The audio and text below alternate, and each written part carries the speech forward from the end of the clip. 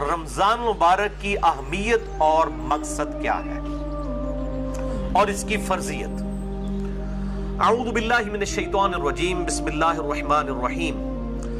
یا ایھا الذین آمنوا کتب علیکم الصیام، اے ایمان والو تم پر روزے فرض کیے گئے ہیں، کما کتب علی الذین من قبلکم، جیسا کہ تم سے جو پہلی امتیں گزری تھی ان پر بھی روزے فرض کیے گئے تھے۔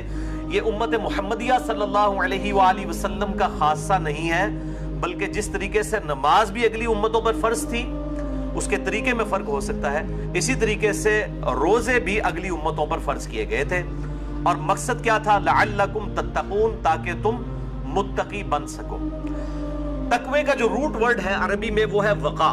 وقا کہتے ہیں عربی میں بچنے کو، یعنی جس شخص کو یہ یقین ہو کہ کسی ہستی نے میری مرضی کے بغیر مجھے پیدا کیا ہے اور وہ میرے ساتھ کچھ بھی کرنے پر قادر ہے، اس کے خوف کی وجہ سے، اس کے ڈر کی وجہ سے گناہوں سے بچنا اور فرائض پر استقامت اختیار کرنا، یہ ہے تقوی۔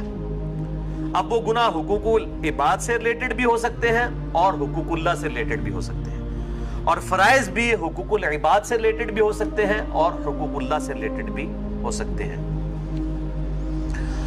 سورۃ الحجرات میں واضح طور پر آیا ان اکرمکم عند اللہ اتقاکم، بے شک تم میں اللہ تعالیٰ کے نزدیک سب سے عزت والا وہ ہے جو زیادہ متقی ہے۔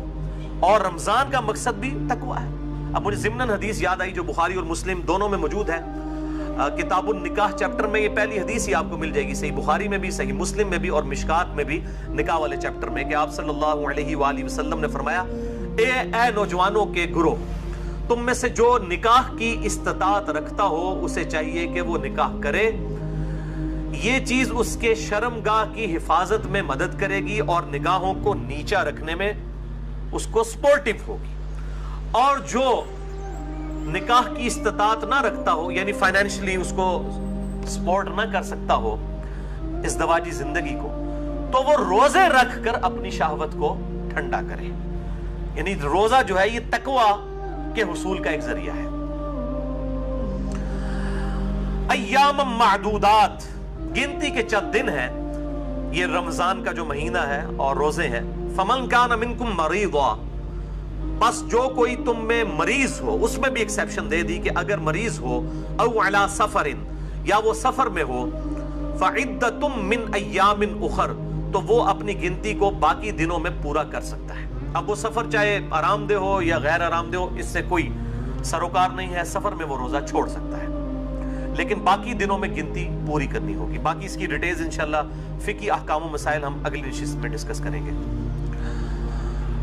وعلی الذین یطیقونہ فدیۃ طعام مسکین، اور وہ لوگ جو بڑی مشکل سے طاقت رکھتے ہیں روزہ رکھنے کی، یعنی بہت بوڑھے ہو چکے ہیں، بیمار ہیں، یا اسی طریقے سے کوئی حاملہ عورت ہے، کوئی دائمی مریض ہے شوگر وغیرہ کا، اس طرح کی جو صورتحال ہو، فدیۃ طعام مسکین، وہ فدیہ دے سکتا ہے مساکین کو۔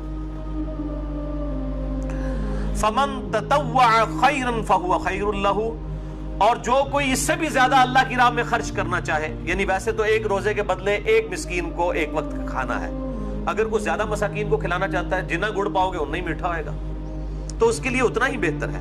وَأَن تَصُومُوا خَيْرٌ لَكُمْ، اور اگر تم روزہ رکھو تو اسی میں تمہارے لیے بہتری ہے۔ یہ نہ ہو کہ تھوڑی سی بیماری اور بہانہ کر کے کہو جی میں تو فدیہ ہی دے دینا، روزہ رکھنے کی کڑی لوڑ ہے۔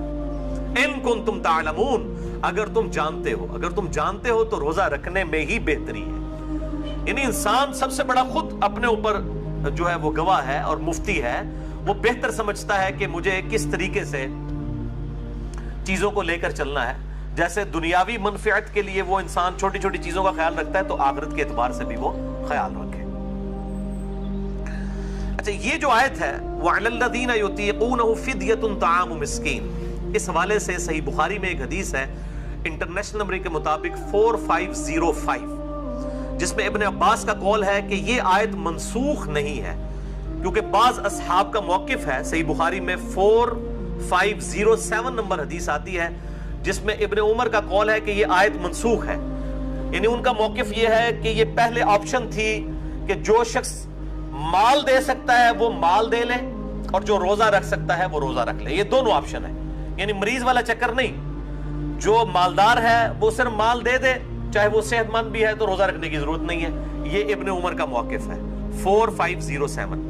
جبکہ ابن عباس کا موقف صحیح بخاری میں 4505 ہے. وہ یہ کہتے ہیں کہ یہ آیت منسوخ نہیں ہے، بلکہ اس سے مراد وہ بوڑھا اور بوڑھی ہے یا بیمار شخص جس کو صحت یاب ہونے کی امید نہیں ہے اور بڑی مشکل سے وہ روزہ رکھنے پر قادر ہے، اس کے لیے روزہ نبھانا مشکل ہے. جیسا کہ بعض کا شوگر کی بیماری ایسی ہو سکتی ہے کہ انسان کے لیے مشکل ہو جائے آج کے دور کے اندر، یا بڑھاپا خود بہت بڑی بیماری ہے، کوئی 80-90 سال کا کوئی بزرگ ہے اور وہ روزہ نہیں رکھ سکتا، تو اس کے لیے یہ آپشن ہے کہ وہ اس کے بدلے فدیہ دے دے، ایک وقت کا مسکین کو کھانا کھلا دے. صحیح بخاری میں آتا ہے انس بن مالک جب بوڑھے ہو گئے تھے، ان کی عمر 100 سال کے قریب تھی، تو روزانہ وہ ایک مسکین کو کھانا کھلایا کرتے تھے گوشت کے ساتھ.